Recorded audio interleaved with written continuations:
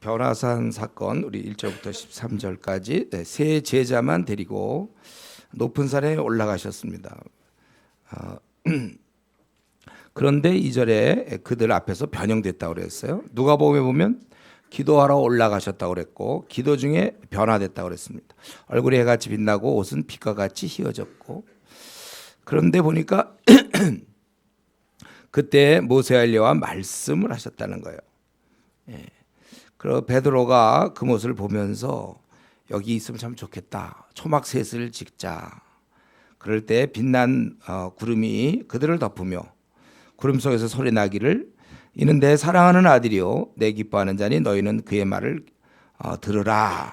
그래서 제자들은 굉장히 두려워했고, 이제 예수께서 일어나라 두려워하지 말라 하니까 그 눈을 들어보니까 예수 외에는 아무도 없었더라. 바로 그 말씀입니다.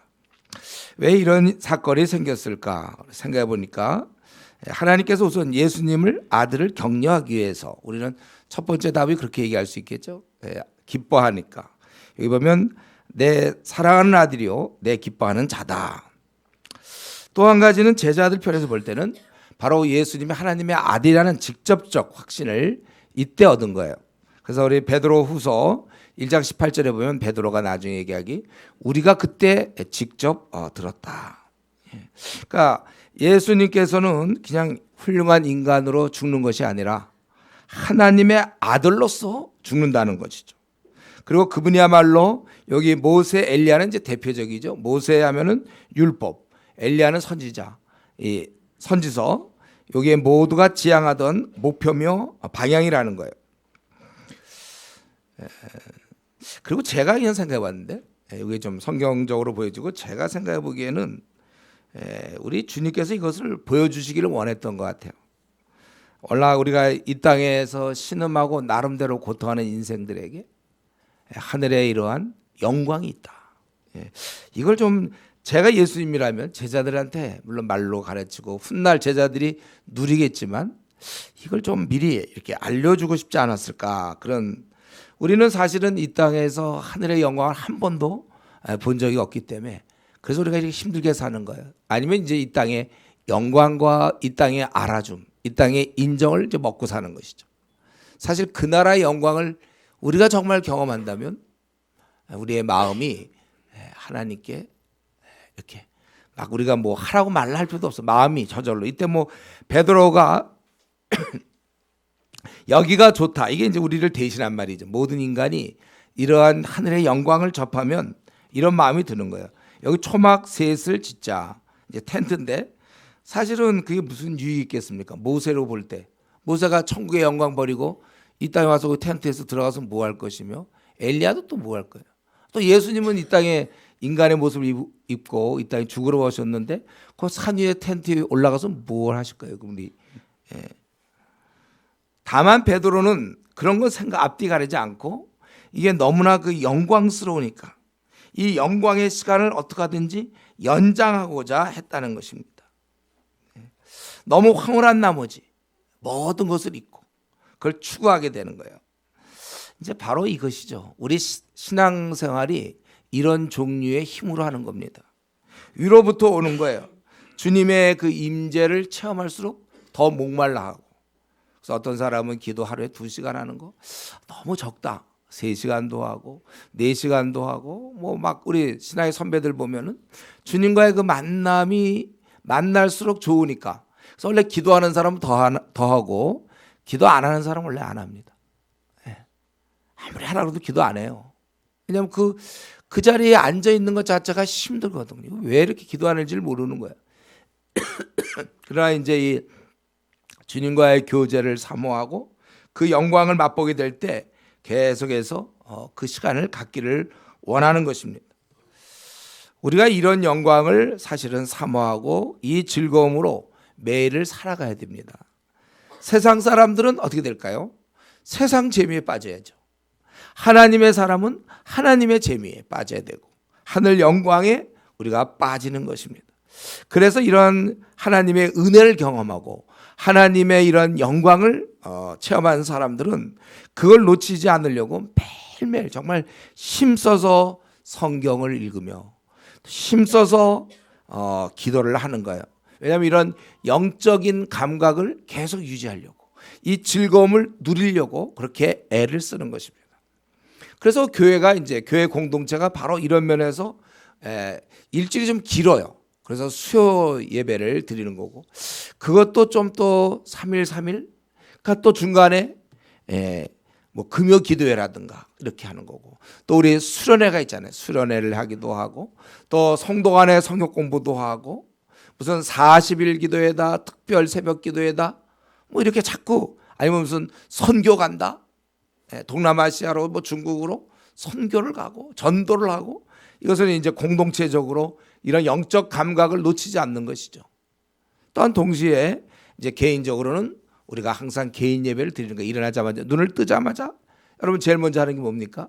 말씀을 보고 기도하는 우리 콰이트 타임, 아니면 새벽 기도회. 자기가 가서 새벽에 하나님 앞에 기도하는 거, 이게 좋으니까. 이거 있잖아요. 좋지 않으면 못할 노릇이에요. 아무리 그 사람한테 뭐 장로의 직을 주고 뭐 그 사람한테 권사, 목사라 하더라도 이거, 그래서 어떤 사람은 새벽 기도 못하기 때문에 목사 못한다는 사람도 있어요. 그거 어떻게 일어나서 하냐 이거죠. 이 즐거움이 없으니까, 그분과의 교제의 즐거움이 없이, 그러니까 이런 예배 시간에도 마찬가지죠.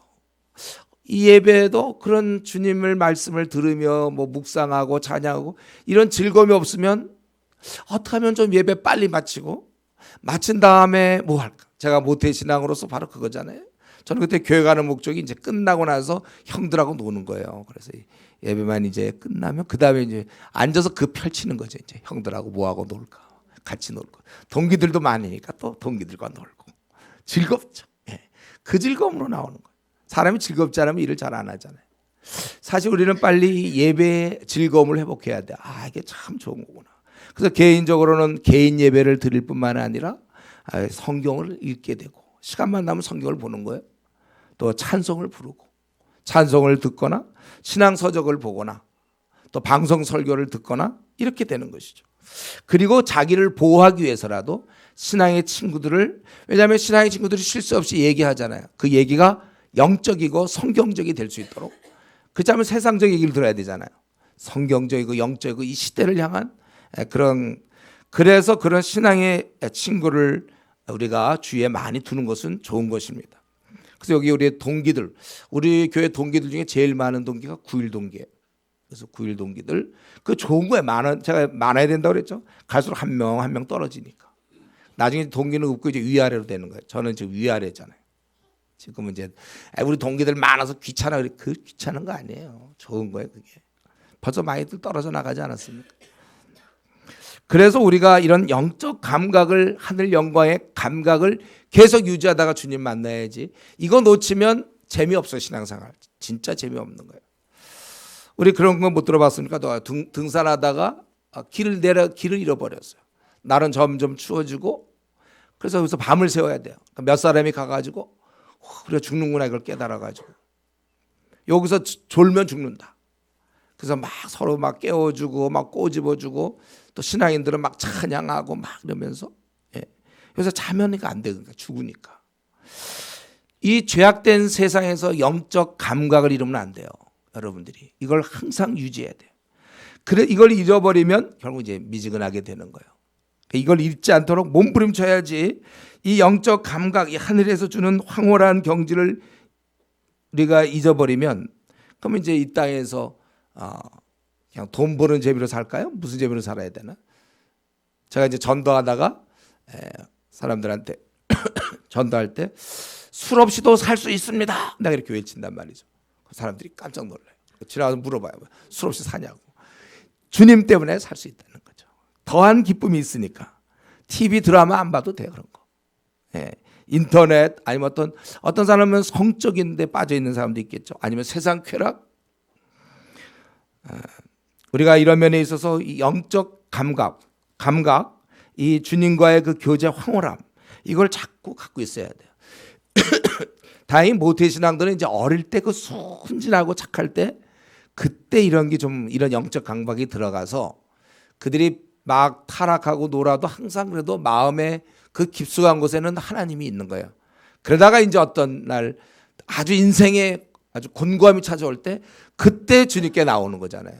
예, 그래서 이제 그때 돌아와갖고 그때 주님 섬기면서 이제 후배들에게는 혹은 자식들에게는 너희는 그러지 마라. 그래도 근데 얘가 안 그럴 재간이 없어요. 얘는 이미 세상에 이미 마음이 많이 가 있으니까. 암만 본인은 깨달아서 그러지 말아 해도 얘들은 소용없다니까. 얘들도 또 가다가 또 한번 뒤집어지고, 그도 모태의 신앙은 뒤집어져도 갈 곳이 있어. 자기가 어릴 때 그 깊숙한 곳에 체험한 게 있단 말이죠. 근데 이제 우리는 이런 비극적인 얘기 말고 긍정적으로, 그러니까 여러분들이 현재 누리고 있는 걸 계속 누리세요. 이제 우리 뭐 대학생들, 청년들 또 뭐가 있습니까? 아니 우리 뭐 작년도 마찬가지죠. 이제 1월부터 또 하는 2주간의 수련회, 이제 이런 걸 통해서 다시 한번 쫙 회복시키고. 그러니까 이렇게 따지면 회복시켰다가 좀 잃으면 또 회복시키고 이러면 매달 있으면 좋겠죠. 매달 한 2주씩이라든가 이렇게. 잊어버릴 만하면 또 생기고 잊어버리면 또 생기고. 그러니까 이게 매달 할 수 없으니까 평소에 여러분들이 콰이트 타임, 개인 예배를 잘 드리고 또 수예배 같은 거 놓치지 말고. 이게 일주일은 좀 길어야 아무래도 우리 영적 감각이 좀 떨어져요. 수요일 날 또 하고, 금요 기도회 때는 주로 기도를 중심으로 하고, 평소에서 기도를 우리 신앙의 선배들 보면 뭐 3시간, 4시간씩 막 그렇게 기도하지 않습니까? 다 그런 영적 감각을 가지고. 우리 운동선수들도 그럴걸요. 막 한 1년 놀다가 배 이렇게 나와가지고 운동하는 사람 없어요. 꾸준히 이렇게 운동을 항상 해놔야 돼. 몸을 유지하고 있다가 좀 쉬다가 또 다시 하고, 항상 그걸 유지하는 것처럼 신앙의 감각도, 영적인 감각도 우리가 항상 유지해야 되는 것입니다. 우리는 더 나아가기 전에 근데 우리가 항상 하는 질문은 이거죠. 왜 3명인가 이거죠. 왜 3명만 이러한 황홀함을 누리고 나머지 9명은 어땠습니까?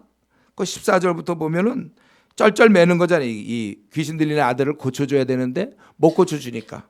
거기 보니까 거기 16절에 이렇게 나와 있잖아요. 그 아버지가 와서 내가 주의 제자들에게 데리고 와서나 능히 고치지 못하더이다. 여기 또 다른 본문에 보면은 그때 그 서기관들이 막 조롱하고 그랬어요. 그러면 누구는 영광 중에 황홀경에 빠져 있고, 또 누구는 귀신 들린 아이 막 쫓아내지도 못하는데 자꾸 조롱하니까 어떻게 쫓아내보려고 하면서 당황하면서 진땀을 빼야 됐는가. 언제나 우리는 이거 질문이죠. 왜 누구는 이렇게 황홀경에 빠져 있고 누구는 이렇게 진땀을 빼야 되는가. 언제나 우리는 이것에 대해서, 이것은 하나님의 결정이고 섭리라는 점이에요. 왜 나는 남들과 달리 이렇게 비참한 가정에서 태어났는가? 나는 남들과 달리 왜 나는 이렇게 외모가 안 좋은가? 나는 왜 남들과 달리 어떤 장애를 갖고 있는가? 왜 나는 하필 그런 배우자를 만났는가? 하필 그런 부모를 만났는가? 그런 자녀를 만났는가? 하필 이런 교회를 만났는가? 우리는 막 이런 얘기를 할 수 있어요. 그러나 너무 따지지 마세요. 우리 하나님께서 요구하시는 것은 그 처지, 그 형편에 대한 분석하고 그에 대해서 불평하는 것이 아니라 그 상황에서 나름대로 내가 어떻게 하면 주를 섬길 수 있을 것인가. 각각 주어진 형편대로 살아가는 것입니다. 왜 내가 남들과 달라야 하는지에 대해서 속상해할 것이 아니라 오히려 그 시간에 각자 주어진 환경 속에서 할 수 있는 만큼 열심히 주를 섬기면 되는 거예요. 주신 환경에 불평하지 말고 순종하는 것을 우리가 배워야 됩니다. 이것을 하나님이 원하세요. 우리에게 사실 힘든 것은 훈련이에요. 그걸 통해 우리가 다듬어지는 거예요. 불평이 많은 사람, 지금 불평이 많은 사람, 그 사람 환경이 좋아지면 그런 불평이 딱 끝날까요? 아니에요. 상황 때문에 우리가 알아야 될 건, 상황 때문에 우리가 불평하는 게 아니라 성격 때문에 해요. 또 우리가 아직 미성숙해서 빨리 자족을 배워야 되는데 자족을 배우지 못했기 때문에, 즉 자신을 아직도 다스리지 못하기 때문에 불평을 하는 것입니다. 그렇기 때문에 우리 중에 정말 이런 상황에 대해서 만족하지 못하고 속상해하고 그런 사람이 있습니까? 더 기도하세요. 그래서 몸에 밴 불평을 빨리 빼야 되고, 우리 가운데는 아직 미혼들 많잖아요. 미혼일 때 빨리 빼세요. 결혼하기 전에 이러한 불평을 다 빼야, 그래야 배우자가 행복하죠. 이제 이러한 내용은 부활 때까지는 비밀로 지키라고 그랬어요. 그러니까 제자들이 메시아에 대한 하나님의 아들인데 분명히 구약에 어떻게 되어 있습니까? 우리 주님 오시기 전에 엘리야가 온다고 그랬잖아요. 그러니까 그러면 왜 엘리야가 먼저 와야 된다고 그러지 않았습니까? 근데 엘리야를 만난 적이 없어요. 그럴 때 예수님께서 하신 말씀 11절에 엘리야가 과연 먼저 와서 모든 일을 회복해라. 내가 너에게 말하노니 엘리야가 이미 왔으되 엘리야가 와야 되는 줄 알았는데 이미 왔다는 거예요. 주님은 사람들이 알지 못하고 임의로 대화하느라. 사실 임의로 뭐 어떻게 된 거죠? 죽인 거잖아요. 인자도 이와 같이 그들에게 고난을 받으리라. 그때 이게 세례 요한을 얘기하는 거구나. 그렇게 깨달았다는 것입니다. 사실은 엘리야 구약의 그 대선지자, 하나님을 위해 살았던 위대한 인물, 만약 그가 온다면 막 다 환영 일색이어야 될 것 같은데 그가 와서는 오히려 참수당하는, 그리고 예수님 오히려 하나님의 아들이 와도 십자가에 죽는 것을 임의로 대우하고 그들에게 고난을 받으리라 이렇게 얘기했습니다. 이게 원래 이렇습니다. 하나님 나라의 신실한 일꾼들 이 땅에서는 고난을 받게 되어 있습니다. 이건 이상한 일이 아니라 각본이에요. 그래서 왜냐하면 이 땅이 세상 임금이 지배하고 세상의 마귀의 자식들에 의해서 이루어지는 세상 속에서 어찌 하나님의 일꾼이 환영을 받겠습니까? 미지근한 자라면 몰라요. 혹시 그거는 티가 별로 안 나니까. 그러나 하나님을 위해서 뭔가 하나님 나라 확장을 위해서 일한다면 당연히 그건 무시당함과 오해라는 건 기본입니다. 우리가 이런 일에 있어 흥분하면 안 돼요. 오히려 내가 정말 일꾼이라고 나는 자처하고 있는데 고난이 없고 경멸당함이 없고 무시당함이 없다면 그걸 오히려 이상히 여겨야지. 어떻게 내가 하나님을 위해서 역류하고 있는데 어떻게 내가 무시를 한다고 힘들지 않느냐. 그게 이상한 것이죠. 주님을 따르려고 할 때 여러분들 쉽게 생각하지 마세요. 우리가 정말 주님 제대로 섬기려고 하면 편안한 길 별로 없습니다. 다 자기를 복종시키는 일만 남았어요. 내 본성과 반해요. 내가 이렇게 별로 원치 않는 걸 하게 된단 말이죠. 오히려 우리가 주님을 따르려고 하려면 많은 고난이 있습니다. 힘듦이 있어요. 십자가의 길이죠. 각오하셔야 돼요. 다만 주님과 함께 이런 어려움을 우리는 같이 함께 극복해 나가는 거예요. 그럴 때 우리의 성숙이 있는 것이고 이것이 신앙생활의 요체입니다. 본질이에요. 그래서 우리는 고난과 함께 사는 사람이지 예수님 믿으면 고난이 싹 주변에서 다 사라져서 편안하게 사는 이건 아니에요. 고난과 더불어 가고 세상 자체가 고난이고 거기에다 예수님 믿기 때문에 하나 더 플러스 1 플러스 1 우리는 더 고난을 받는 거예요. 그래도 우리는 평안 기쁨이 있는 것이죠. 이건 뭐 우리 신앙생활의 요체니까. 그래서 엘리야가 왔지만 그들이 임의로 대우했다. 모세가 와도 마찬가지일 거예요. 누가 와도 이 땅은 세상 임금이 지배하는 것이고 저들은 성경의 마귀의 자식들이라고 그랬잖아요. 우리가 알고 있는 그 교수님 있죠. 또 우리가 알고 있는 그 회사 동료 마귀의 자식인 걸 아셔야 돼요, 여러분들. 이런 표현이 별로 좀 안 좋은 것 같긴 하지만은 사실이에요. 그들은 하나님의 자녀가 아니고 마귀의 자녀예요. 우리가 그런 사람과 같이 지내면서 나는 너무 세상 사는 게 재밌다 이러면 좀 이상하죠. 자꾸 우리는 미움을 받게 됩니다. 싫어해야 돼요. 그 사람들로부터 인정을 못 받는 게 마땅한 거예요. 교회는 세상에 욕먹어야 돼요. 지금 우리가 원래 요즘 뭐 개독교 소리 듣고 참 이 표현도 싫은데 어쨌든 우리가 이렇게 욕먹는 이유는 성도들이 못하고 목사가 못하는 건 맞아요. 근데 그러면 성도가 잘하고 목사가 잘하면 어떡할까요? 똑같아. 그래도 욕 얻어먹는 거는 다르니까. 다른데 그럼 욕 안 얻어먹겠습니까? 우리가 나가는 길엔 욕과 비방과 조롱만 있다. 이렇게 아예 그걸 여러분 받아들여야 되는 거예요. 이제 내려왔는데 보니까 귀신 들린 아이가 있죠. 그들이 무리에게 14절 한 사람이 예수께 와서 꿇어 엎드려 이르되 주여 내 아들을 불쌍히 여기소서. 그가 간질로 심히 고생하여 자주 불에도 넘어지고 넘어지면 그냥 맨 땅에 넘어져야 되는데 불에 넘어져 보세요. 부모 마음이 어떻게 되겠습니까? 자주 그랬다는 거예요. 또 물에도 넘어진다. 물에 빠져 죽는 거예요. 그래서 내가 주의 제자들에게 데리고 왔으나 능히 고치지 못하더이다. 근데 이 말 속에는 약간의 그런 좀 원망 같은 것도 있는 것 같아요. 뭐냐 당신 제자들은 못 고치고 막 이러는 거예요. 그래서 예수님께서 패역한 세대라고 얘기했죠. 왜 패역합니까? 우리 마가복음 9장에 보면 이때 서기관들이 조롱했거든요. 예수님 제자들. 예수님이 안 계신 사이에 그 제자들, 무능력한 제자들을 조롱한 거예요. 기회다 싶어서 마음껏 조롱했고, 그리고 예수님 볼 때 이 백성들은 항상 무관심하고 영적인 것엔 관심도 없고 늘 뭐 이런 문제고, 또 제자들은 어떻게 보면 믿음이 없어요. 나중에 보면 작은 믿음이 작다고 그랬잖아요. 그러면서 이제 그래서 패역한 세대라고 그랬고, 얼마나 내가 함께 있으며 얼마나 참겠느냐, 데려오라.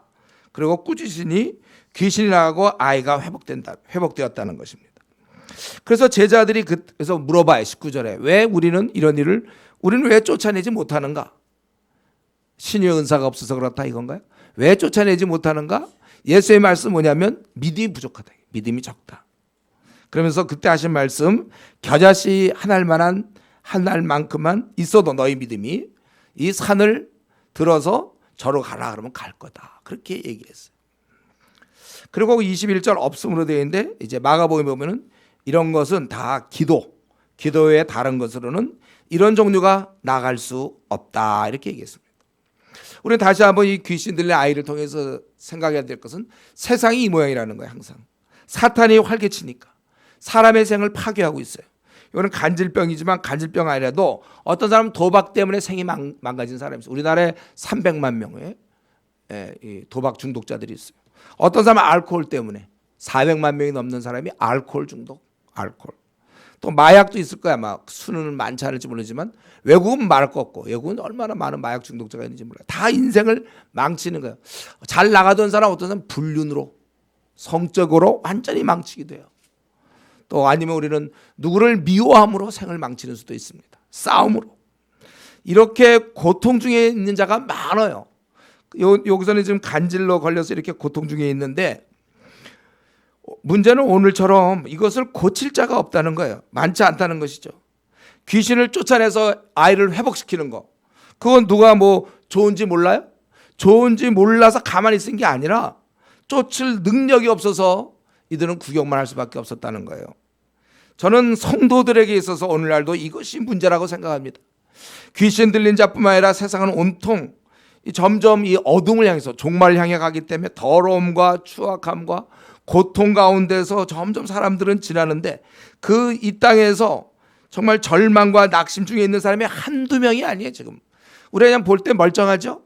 파고 들어가 보세요. 아이고 정말 죽지 못해 살아. 아니면 자기 마음에 큰 상처를 갖고 사는 사람들이 있어요. 아픔 속에 사는 사람, 갈등 중에 있는 사람. 근데 문제는 이들을 회복시킬 의사가 별로 없다는 거예요. 감기야 뭐 어떻게 약을 먹으면 되고, 의사들 요즘 병원에 많으니까 우리 몸을 고칠 수 있는 사람 많은데, 우리 심령의 병을 고칠 수 있는 사람들, 소망이 없는 사람들, 절망 중에 낙심 가운데 있는 사람들, 이런 사람을 고칠 수 있는 자가 많지 않다는 거예요. 회복시킬 수 있는 자들이 많지 않다는데 문제의 심각성이 있고, 이 제자들 같다는 거예요. 왜 제자들은 왜 못 고쳤냐면 믿음이 적어서. 딱 이유는 그거예요. 믿음이 없어서, 믿음이 적기 때문에. 오늘날 성도들이 나쁜 짓을 해서 문제가 아니에요. 물론 나쁜 짓을 해서 문제는 문제예요. 그런 또 아까 같이 그런 욕을 들어요 우리가. 근데 성도들이 나쁜 짓을 해서 문제가 아니라 돕지 못해서 문제라는 거예요. 이럴 때 믿음의 사람이 등장해야 되는데, 지금 이 시대야말로 이런 믿음의 인물이 나와야 되는 것입니다. 분명 주님께서는 왜 우리 못 고치냐 하니까 믿음이 작은 까닭이라고 그랬어요. 다른 말로 하면 우리가 믿음이 있다면 이런 일을 할 수 있다는 거예요.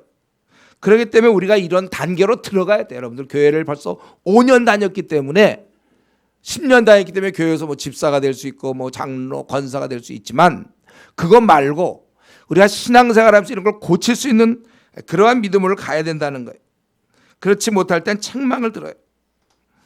그렇기 때문에 우리는 어쩌면 신의 은사는 없는지 몰라요. 그러나 성경은 뭘 얘기하고 있습니까? 우리가 믿음의 기도, 의인의 기도는 역사의 힘이 크다고 그랬잖아요. 그러니까 우리가 우리의 그 중보 기도를 통하여 많은 사람을 일으킬 수 있어요.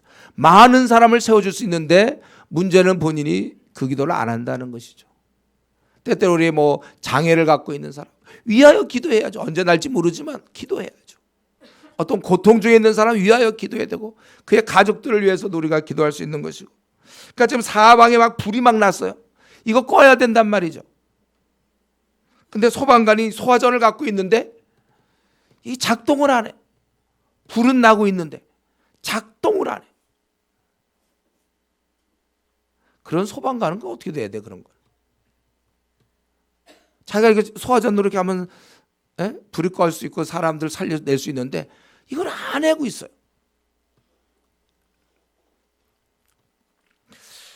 우리에게는 기도란 무기가 있잖아요. 기도. 바로 이게 소화전이나 마찬가지. 기도. 기도로서 우리는 모든 걸 다 해결할 수 있습니다. 의인의 간구는 역사하는 힘이 큽니다. 저는 이거 믿고 지금까지 살고 있는 거예요. 그래서 수많은 걸 기도해가지고 해결한 사람이에요. 우리가 주위에 고통받는 자들 주위에 없습니까? 우리가 그런 사람을 위해서 우리가 열심히 도움의 손길, 다른 말로 하면 중보기도, 내 입술에 수고를 해야 되는데 아니 정작 이 기도를 갖고 있는 사람이 아침에 나서 잠깐 기도하고 자기 전에 잠깐 기도하고 그렇게 나태한 자세로 하나님 괜히 우리한테 무기를 준 거예요. 기도 무기. 우리가 기도하셔야 돼요. 이 중보 기도를 통하여 우리 주위에 고통받는 사람 우리가 살릴 수 있단 말이죠. 도움을 줄 수가 있어요. 이것은 이미 누구나 다 할 수 있는 겁니다. 다 갖고 있는 거지. 박 목사님이 갖고 있나 보다 이러면 안 돼. 여러분 다 갖고 있는데 누가 기도하여 주위의 안타까움과 아픔과 상처가 있는 사람을 도와줄 것인가? 우리가 정말 이 기도의 응답이 있으면 우리는 100% 믿죠? 하나님 내가 기도한 대로 응답. 물론 그 시기는 하나님이 다를 수 있어요. 또 내용도 좀 다를 수 있어요. 그러나 우리는 누가 어려움을 당할 때, 상처가 있을 때, 아픔이 있을 때 기도해 줘야 된단 말이죠. 여러분 기도의 짐을 지세요. 네. 우리 교회 다행히 중보기도팀이 있어요. 그래서 우리 어려운 문제 있으면 글로 얘기하는데 그런 어떤 뭐 꼭 팀 아니어도 여러분들이 각자 우리 모두가 다 중보기도팀이에요. 우리 이런 건 중보기도팀들이 하고 나는 뭐 책임 없다가 아니라 이 정부를 위해서 기도 안 합니까? 박근혜 정부를 위해서. 나라 위해서 기도. 불평들은 많이 하는데 기도는 많이 안 하는 것 같아요. 그건 이제 안 믿는 사람은 방법이 없으니까 박근혜 씨를 어떻게 움직일 수 있는 능력이 없으니까 우리는 있단 말이죠. 네. 위에 있는 권세를 위해서 기도하라고 그랬잖아요. 나라가 엉망인 건 우리 성도들의 책임이에요. 그 사람이 하나님을 두려워하지 않는데 어떻게 제대로 하겠습니까? 우리가 기도해야 되고 북한에 핵이 있지만 우리가 기도한단 말이에요. 이 핵을 지금 어떻게 이제 피해 보려고 그러고 방법 다 쓰지만 정작 제일 중요한 건 우리가 기도하면 의인의 간구는 역사는 힘이 크다 그랬잖아요. 우리가 기도하면 되는 거예요. 이것도 한번 물어볼게요. 다시 한번요. 북한의 핵이 힘이 있어요? 아니면 우리 기도가 힘이 있어요? 예. 적어도 다르게 생각할지 몰라도 이 순간만큼이라도 이렇게 답을 얘기를 해야죠. 예. 흐름상 지금 우리에게 기도가 있다. 우리는 두렵지 않아요. 이 땅에 내가 기도를 갖고 있는 나는 이 땅에 두려운 건 절대 없습니다. 그걸 안 써먹으니까 항상 문제예요. 벌써 이건 뭐 제가 수백 번 얘기했어요. 자녀의 문제가 있습니까? 기도. 배우자의 문제, 뭐 부모의 문제, 앞날의 문제, 모든 문제 기도로서 우리는 뚫고 나가는 게 성도지. 그참 우리가 뭐 성도가 뭐예요? 그런 거 다 기도하는 거죠. 더나 우리만 하지 말고 이렇게 고통당하는 자. 제 주위에도 이렇게 오랫동안 이 병사에 누워 있는 사람이 있어요. 그건 기도하는 거 계속 뭐 몇 년째 계속. 뭐 다른 왜냐하면 의인의 간구는 역사님이 크다고 그랬으니까 결과는 모르겠고 나는 기도 여기까지가 내 책임이에요. 그다음에 하나님께서 그건 알아서 하실 문제고 우리는 그래서 모든 문제 우리 앞날 문제도 왜냐하면 왜 기도합니까? 내가 잘못 사용될까 봐 하나님 앞에서 잘 사용돼야 되는데 자칫 내가 세상적으로 사용될까 봐 우리가 그런 것도 다 기도해야 되는 것입니다. 그리고 이제 우리 주님께서는 제자들에게 이제 부활과 죽음과 부활을 두 번째로 말씀하셨죠. 가만 보니까 지금 이제 이렇게 준비시키는 중에 점점 갑자기 돌아가시면 안 되니까 내가 죽는다. 죽임 당하고 3일 만에 살아내라. 제자들이 매우 근심하고 그러고 나서 24절부터 마지막 27절까지 그 성전세를 내십니다. 성전 봉사를 해서 그건 이스라엘 사람이라고 누구나 다 내야 되는 거 이거는요. 그래서 반세계를 내 한 사람 20세 이상의 성인 남자는 반세계를 내는 거예요. 근데 이제 가버나움에 이르니 반세계를 받는 자들이, 요거는 이제 출애굽기 30장 38장에서 나오는 거죠. 그래서 베드로에게 나와 이르되 너희 선생은 반세계를 내지 않느냐. 그랬더니 내신다고 집에 들어가니 예수께서 먼저 말씀하세요. 먼저, 시몬아 내 생각은 어떠하냐. 세상 임금들이 누구에게 관세라는 건 지방세를 얘기하고, 또 국세를, 이건 인두세예요. 이걸 받겠느냐. 자기 아들한테 받느냐, 타인에게냐. 왕이, 그러니까 베드로가 타인에게다. 그러면 아들은 낼 필요가 없다. 바로 이 성전세는 뭐냐면 예수님 하나님을 잘 섬기기 위해서 사람들이 걷어서 내는 건데, 바로 그 대상인 예수님께서 내야 되느냐 이거죠. 낼 필요가 없는 거죠. 예를 들면 우리 때로 요즘 뭐 자식들이 뭐 환갑이다 뭐 칠순이다 해갖고 뭐 환갑 여행한다고 돈을 모아, 자식들이 뭐 한 몇 명이 또 며느리 사이 다 모여서 이렇게 환갑, 그거는 그들이 내는 것이지. 아이고 아버지 우리 환갑 저 여행하기 위해서 그러니까 돈 좀 내세요. 그 좀 이상하죠. 그거는 대상을 위해서 하는 거잖아요. 이것은 성전세는 바로 하나님의 일을 하기 위한 건데, 그 대상인 자기가 그런 세를 낼 수는 없다는 거죠. 그러나 실족하지 않기 위해서, 그래서 이걸 내게 되는 건데, 뭐라 그러냐면 내가 바다에 가서 낚시를 던져 먼저 오르는 고기를 가져 입을 열면, 가서 물고기를 잡으라는 거예요. 그래서 그 고기를 잡아서 입을 열면 거기 한 세겔이 들어가 있다는 거예요. 그러면 너와 나를 위해서 딱 되죠. 반세겔이니까 한 세겔이죠. 그렇게 내라 이거예요. 꼭 필요하지 않는 그런 오해받는 거, 이걸 비껴가는 것도 지혜입니다. 알지만 원칙대로 하지 않아요. 이것도 참 중요한 얘기예요. 시간 뺏기지 않는다는 거죠. 우리도 이것을 배워야 됩니다. 주위 사람을 실족하지 않게, 나만 비둘기처럼 순결하다고 할 게 아니라 주위 사람이 혹시 내가 이런 말을 하면 어떻게 들을까, 이러면서 좀 센스가 있어야 돼. 제가 가끔 얘기하죠. 센스 빵인 사람이 있다고 그러죠. 자기가 이런 얘기를 하면 상대방은 어떻게 들을지를 단 한 번도 생각해 본 적이 없는 놀라운 사람. 그걸 한 번도 생각 안 해. 내가 이런 말 하면 상대방은 나를 어떻게 생각할까를 한 번도 생각 안 했어. 참 대단한 이 대인관계. 우리가 이런 면에 있어서 주위 사람을 내가 어떻게 하면 실족하지 않까. 내 원칙은 물론 있어요. 때로는 그것도 양보할 줄도 알아야 되고 실족하지 않도록 그렇게 해야 되는 것입니다. 근데 여기서 우리 한 가지 좀 주의할 점은요. 자, 약간 졸리운 사람들 좀 깨세요. 여기 오늘 날씨가 이상해서 지금 굉장히 낮인데 꼭 저녁 같아요 지금. 이상해, 지금 저녁 같아, 그렇죠? 그래서 아마 좀 저녁이니까 자야 된다 이런 생각하시면. 날씨가 참 오늘 분위기가 그래요. 지금 거의 조는 사이 다 끝나가고 있어요 지금. 지금 뭘 얘기하고 싶으냐면, 왜 성전세를 낼 때 우리 주님의 방식으로 볼 때는 그냥 뭐 다른 방식이 있었을 것 같은데, 그냥 뭐 지나가다 보면 어딜 가보면 누가 손에 뭐 한 세겔을 쥐고 있는데 가서 그에게 주가 쓰게 했다라, 그리고 달라, 뭐 이런 방법이라든가, 아니면 제일 쉬운 방법은 그 전능하신 하나님이 할 수 있는 제일 쉬운 방법 뭐예요? 길거리에 떨어뜨려 놓는 거죠. 그래서 거기에 저 밖에 나가서 이렇게 골목만 돌면 거기 한 세겔이 있으니 그 주소 알아. 뭐 이렇게 하면 될 것 같은데, 여기 보면은 제가 이 느낌이 뭐냐면요, 이게 좀 제자들 교육시키고 있는 것 같아요. 그런 인상을 받게 돼요. 바다와 물고기도 다스릴 수 있는 권세 있는 자임을 이런 이적을 통해서 가르쳐 주는 것 같다는 거죠. 베드로의 입장을 생각해 보세요. 이 말을 듣고 베드로가 굉장히 반신반의하지 않겠어요? 어떻게 물고기를 잡으면 물고기 입속에 한 세겔이 있다. 그거 되게 웃기는 얘기 아니에요? 그거 어떻게 그렇게 가능해요? 아마 제 생각에 아마 베드로가 갔겠죠. 가서 진짜 주님이 이렇게 말씀한다 해서 이쪽으로 던질래다가 아니다 하고 반대쪽으로 던져보세요. 그래서 딱 잡았는데 열어보니까 진짜 한 세겔이 있는 거예요. 이걸 통해서 베드로는 굉장한, 여기 뭐 그 이후에 본문 이유가 안 나와 있지만 굉장한 충격일 거, 일생 잊지 못할 그런 장면일 거예요. 아니 여태까지 물고기를 잡아봤지만 물고기 속에 돈 들어있는 거, 그건 이상해요. 그리고 처음 걸리는 거, 그물을 던져서 뭐 한 100마리 해서 그중에 어떻게 한 마리 이렇게 했더니 그것도 아니고 처음, 그러니까 이거 탁 던져서 탁 던질려다가 혹시 모르니까 또 이쪽으로, 그래서 딱 했는데 거기서 한 마리 한 세겔이 나온다. 이거는 이상한 일이잖아요.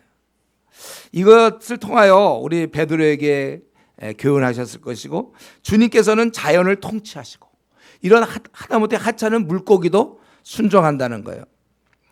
사실 이 물고기 입장을 한번 생각해 봅시다. 이 물고기는 먹이도 아니잖아요. 그걸 왜 쥐고 있어 자기가? 먹이 아니면 토해내죠. 그러나 이 물고기는 그걸 어쩌다 이제 입에 넣고, 그 과정은 모르겠는데 입에 넣고 그걸 물고 있어야 되는 거예요. 언제까지? 이제 그 낚시줄이 던져질 때. 근데 이 낚시줄도 이게 베드로 낚시줄이 있고 뭐 요한 낚시줄도 있고 여러 사람이 낚시꾼들의 낚시줄이, 그거 잘 보고 물어야 되는 거예요. 이거 되려면 그 물다가 혹시 이거 떨어질 수 있잖아요, 사람. 물고기가. 그러면 그것도 제주껏 잘 안 떨어뜨리면서 물고서 첫 번째 나가야 되고, 자기가 그거 베드로 거 확인하고 어떻게 했는지도 모르겠지만 어떤 멍청한 또 물고기 가서 지가 먼저 물어버리면 이 물고기는 안 되는 거죠. 그거 잘 생각해 보면요, 대단한 순종이에요. 이런 모습이 약간 그 요나, 제가 얘기할 때 그랬잖아요. 요나 받을 때 큰 물고기를 준비했다고 그랬잖아요. 그거 바다에서 어디로 떨어질지 알기 뭐예요. 저쪽에 있다가 저쪽으로 떨어지면 떨어지도 모를 것이고, 그러다 죽으면 큰 물고기는 큰 책임이에요. 살려야 되는데. 그러니까 이게 배 주위를 잘 돌아야 된다고 그랬죠. 어디로 떨어질지 모르니까. 떨어지면 숨 끊어지기 전에 빨리 삼켜야 되는 거예요. 그 참 이런 비슷한 게 우리 또 구약에 보면 엘리야 같은 경우 까마귀가 원래 고기 먹고 떡 먹을 수 있는데 자기 입에 물고 아침 저녁으로 말이죠. 가서 그것도 엄한 사람, 엘리야랑 비슷한 닮은 사람한테 갖다 줄 수도 있잖아요. 그 엘리야가 숨어 있는 곳에 찾아가서 그걸 떨어뜨리고 자기가 먹어야 되는데 안 먹고, 이런 것들이 결국은 우리 뭡니까? 모든 피조물들은 다 하찮은 미물들도 다 순종한다는 거예요. 참새 한 마리가 죽는 것도 하나님의 섭리 없이 안 되는 거고 다 된다는 거예요. 그런데 이제 문제는, 만약에 인간이라면, 내가 만약에 이 물고기라면 우리는 어떨까요? 우리는 뭐 얘기할지, 왜 내가 세 개를 입에 넣어야 됩니까? 우리는 아마 그런 얘기하기 쉬워요. 그리고 다른 물고기는 다 잘도 다니는데 왜 그걸 나는 꼭 그 낚싯줄에 걸려서 내 생 끝내야 됩니까? 뭐 이런 질문도 할 수 있겠죠. 그 뭐 이런 일을 왜 꼭 저보고 하라고 합니까? 아니면 또 이런 문제는 그냥 좀 육지에서 해결하면 안 됩니까? 그걸 이쪽까지 왜? 우리는 여러 얘기를 우리는 할 수 있을 거예요. 근데 이런 걸 통해서 우리는 사실 이런 자연으로부터, 이런 하찮은 미물로부터 배울 게 있어요. 온 우주의 주인께 순종하는 거. 그 물고기도, 이때 이 물고기가 어떤 물고기인지 모르지만 우리도 그 물고기나 우리나 마찬가지로 다 지음받은 자들이고, 우리는 지음받은 자 중에 하나입니다. 온 우주의 모든 생물들, 모든 동물들은 다 하나님 앞에 순종하고 있어요. 그런데 이제 나는 왜 불순종하죠? 왜 다 순종하는데 나는 어떤 때는 왜 불순종하면서 살고 있습니다. 그분이 만물의 주인이시잖아요. 모든 걸 지으시고, 나도 그분이 눈, 코, 귀, 입을 다 나를 만들어 주셨는데, 나는 정말 그런 면에서 철저하게 그분의 뜻에 그대로, 자꾸 이유를 따지지 않고, 육지에서 해결하세요. 자꾸 그러지 말고 나보고 하라면 내가 한 세계를 내가 입에 무는 거예요. 이유를 묻지 않고 또 상황을 내세우지 않고 과연 그대로 순종하며 살 수 있겠는가? 만약 이때 이 물고기가 순종하지 않았다면 이 일은 더 이상 벌어지는 게 아니죠. 우리는 이런 면에 있어서 그분이 온 우주의 주인인 것을 다시 한번 오늘, 그리고 우리는 순종해야 된다는 것을 다시 한번 마음에 결정을 하고, 최근에 내가 혹시 불순종하고 있는 부분 없는가? 주께서 쓰시겠다고 하는데 내가 못하게 하는 건 없는지, 내가 정말 불순종하는 건 없는지 우리 자신을 한번 들여다봐야 되겠어요. 이제 말씀을 마치겠는데, 여기 17장 전체를 통해서 예수님은 자신의 고난을 준비하면서 또한 제자들을 점점 교육시켜 나갑니다. 그래서 메시아의 영광을 보이셔서 자신이 하나님임을 확증시키고, 또 귀신을 쫓는 것을 통해서 믿음을 갖춰야 될 것을 알리시고, 또 이 일을 위해서 자신이 고난받을 것과 부활을 예언하시고, 그리고 이 모든 만물을 다스리는 분임을 제자들에게 그렇게 가르치고 있어요. 우리는 이러한 주님의 모습에서 보면, 우리 주님은 자신이 가야 할 길을 아주 분명히 확실하게 알고 계셨다. 목표가 아주 뚜렷했어요. 우리가 주님을 닮아야 돼 이런 거예요. 그래서 기도하러 가셨고 또 변화도 되셨고 또 어떤 때는 불필요한 오해는 비껴가기도 했습니다. 이렇게 아주 분명한 삶의 고울이 있단 말이죠. 삶의 요거 딱 분명해요. 이러면서 주님을 따라가는 제자인 우리도 좀 분명합니까? 내 생이? 나도 믿음의 길을 가면서 이런 고난을 극복하고 있나요? 우리 주님은 이런 고난을 받으며 자신이 갈 길을 분명히 가고 있단 말이에요. 오해도 비껴가면서. 한번 이 시간에 다시 한번 우리 자신들을 돌아보면 좋겠어요. 지금 나는 어디를 향해 가고 있죠? 이 약간 저녁 같은 이 아침, 이 시간. 지금 나는 여기 앉아서 내 인생에 난 어디쯤 와 있는 거예요, 지금? 어느 방향이 내가 가고 있는 방향이 있을까요? 난 지금 어느 방향이라고 얘기할 수 있어요? 내 삶의 그림은 분명합니까? 어느 정도, 지금 몇 프로 정도 완성시키고 있습니까? 시간은 가고 있는데 몇 프로 정도 달성했어요? 계속 지금처럼 이렇게 사는 건 맞나요? 이것이 분명해야 내가 살아갈 의미가 있는 거예요. 그래야 후회가 없는 거죠. 후회라는 목표가 있어야지. 애당초 아무 목표도 없으면 후회할 것도 없어요. 우리가 생을 마칠 때 어느 날 이제 가족을 다 두고 혼자 관 속에 들어갈 때, 이제 자기 혼자 운명할 때, 그때 내가 기쁨 가운데 죽을 수 있겠는가? 나의 이 땅에 태어나서 내가 사는 지금까지 살아온 생, 이게 어떤 방향이었어요? 지금 무엇을 이루려고 이렇게 한 거죠? 세상에서 알아주고 인정받는 건 아무것도 아니에요. 나라는 존재는 하나님이 왜 이 땅에 내신 거예요? 뭐 때문에 하나님이 나를 이 땅에 보내셨어요? 이제 얼마 남았는데 이제 마저 그것까지 이루면 나는 이제 하나님 앞에 떳떳합니까? 이 시간 우리가 한번 좀 생각해 봐야 되겠어요. 그래서 상황에 따라서 움직이지 말고 내 목표, 하나님이 주신 목표가 있잖아요. 이걸 아직 발견 못했다면 생을 헛살고 있는 겁니다. 우리가 속히 발견해야 돼요. 하나님이 나를 이 땅에 보내실 때 그런 기대함, 목표가 있단 말이죠. 그런 목표에 의해서 상황을 헤쳐나가야지 자꾸 상황에 따라서 그냥 내가 이리저리 움직여서는 안 되는 거예요. 이런 면에서 나는 오늘도 주님 앞에서 지금 확실한 생을 나는 살아가고 있고 점점 완성도를 높여나가고 있다. 내가 지금 계속해서 내 생의 그 방향에 맞춰서 나는 이렇게 살고 있는 것이다. 이렇게 자신 있게 얘기할 수 있는 우리 성도 되기를 바랍니다. 우리 이 시간에 한번 같이 기도합시다. 오늘 우리 이 변화산 사건을 통하여 이 베드로가 여기 있는 게 좋다고 그랬어요. 이런 하늘의 영광을 잠시만 봤어도 이렇게 될 수밖에 없습니다. 우리는 정말 하늘의 영광을 얼마만큼 누리며 살고 있는지, 나는 그러기 때문에 기도가 즐겁고 그래서 성경 보기를 원하고 그래서 이 영적 감각을 나는 계속 유지하기를 원하는가, 영성을 유지하기 원하는가. 또 우리 귀신 들린 아이를 쫓을 때 믿음이 없기 때문에 못했다고 그랬어요. 우리 모두에게는 하나님이 다 선물로 믿음을 주셨는데 내가 약한 믿음 아닌지 더 강화할 수 있도록 기도할 것이고, 또 의인의 강구는 역사하는 힘이 크다고 그랬는데 내 주위에 고통당하는 사람들, 어떤 장애로 혹은 병으로 또 어떤 가난으로 무슨 어떤 내적 문제로 우리는 우리 주위에 많은 사람을 만나게 됩니다.